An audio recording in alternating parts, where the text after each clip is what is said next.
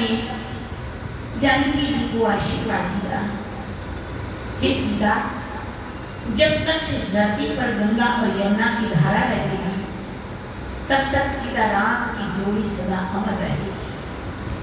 श्री जानकी जी गंगा मैया से आशीर्वाद लेकर के चले। केवट ने कहा, प्रभु श्री राम, मैं थोड़ी दूर तक आपके साथ चलूंगा, आप आज्ञा दें। राम जी ने कहा, चलो। लक्ष्मण और जानकी राम जी की ओर देख रहे हैं। क्या बात है, ये केवट जो कह रहे हैं राम जी वही हाँ बोल रहे हैं। केवट जो बोलता है राम जी उसको ना ही नहीं कर रहे हैं। तुलसीदास जी के कर्म कहते, प्रेम लपेटे पटे सुन केवट की बाई। भगवान क्यों हंस रहे हैं बार बार से केवट की बातों को सुन के? भगवान को इसलिए अच्छा लग रहा है, अनपढ़ जरूर है पर बात सच्ची कह रहा है। बात में लाग लपेट नहीं है, बात में कठोरपन है, लचीलापन लपेट नहीं है, पर बात तो सच्ची है। दुनिया वालों सच कठोर भी हो तो भी चलेगा। तब लक्ष्मण और जानकी जी ने राम जी से कहा, राम एक बात बताओ प्रभु, आप केवट की प्रत्येक बात को क्यों खुशी से स्वीकार करके हमें हाँ मिला रहे हो? लक्ष्मण, जानकी तुम नहीं जानते हो, लक्ष्मण और सीता तुम दोनों नहीं जानते हो ये केवट कौन है। जानकी जी ने कहा, प्रभु माना कि हम नहीं जानते हैं, फिर आप बताओ ये केवट कौन है? राम जी ने सीता जी और लक्ष्मण जी को केवट के पूर्व जन्म की घटना सुनाई है। पूर्व जन्म की जानकी, ये केवट पूर्व जन्म में मेरा बहुत बड़ा भक्त था। घटना तब घटी जब एक बार मैं समुद्र के नीचे शेष शैया पर सोया था।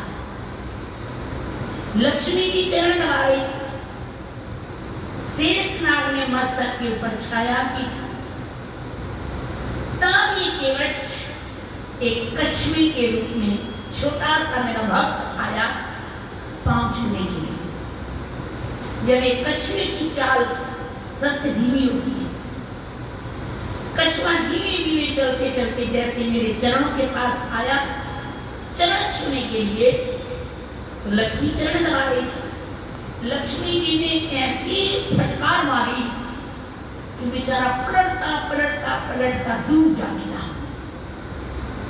इतनी बार पलटा, इतनी दूर जा गिरा कि बहुत देर के बाद होश आया। फिर कोशिश की, चरण नहीं छूटे देगी लक्ष्मी जी, चलो मुखारविंद के दर्शन करके आओ। कछुआ मेरे मुखारविंद के पास दर्शन करने के लिए जब आने लगा, अभी नजदीक पहुंचा था कि शेषनाग ने देखा कछुआ आ गया। उसने इतनी तेज फुंकार पाई कि लक्ष्मी जी के द्वारा डांटा हुआ थोड़ी देर बाद उठ तो गया। शेषनाग के फुंकार के आगे उसको प्राण त्यागने पड़े। प्राण त्यागते त्यागते कछुए ने लक्ष्मण से पूछा, मैंने क्या बिगाड़ा था तुम्हारा? दर्शन करने तो आया था, करके चला जाता, क्या अपराध था मेरा? क्यों मुझे मृत्यु दंड दिया? लक्ष्मी जी से पूछा, क्या बिगाड़ा था मैंने आपका? चरण छूने आया था भगवान के, नहीं छूने देने थे तो मना कर देते, इतना भी मारा फटकारा क्यों?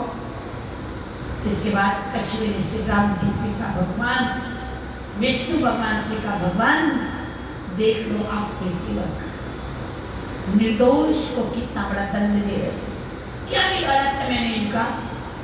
भगवान श्री नारायण विष्णु भगवान ने कहा, कछुआ अब तो जो हो गया वो हो गया, मैं लाचार हूं क्योंकि सच में तुम्हें मान लिया। एक जन्म ऐसा आएगा जितने कदम तू मेरे पास चल के आया उससे भी ज्यादा कदम मैं तेरे पास पैदल चल के आऊंगा। और इतना ही नहीं, और सब तो मेरे चरण छूने आए, लेकिन ये चाहो तो भी मेरे चरण छू के रखना, ये चाहते हुए मैं तुमको ना नहीं कर सकती। पास खड़े चुपचाप देखेंगे, दर्शन करने आए, जितनी देर जी चाहे उतनी देर दर्शन करना।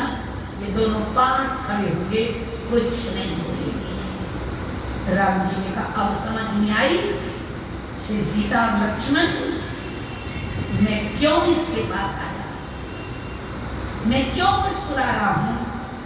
मैं पिछले जन्म का इसका वायदा वचन निभाने के लिए अब यहां पे आया। नारायण, न जाने कितने जन्मों का बंधन होता है जीवात्मा और परमात्मा का,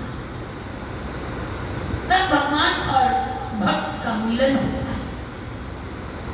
केवल थोड़े आगे बढ़े और प्रभु श्री राम भारद्वाज आश्रम पहुंचे।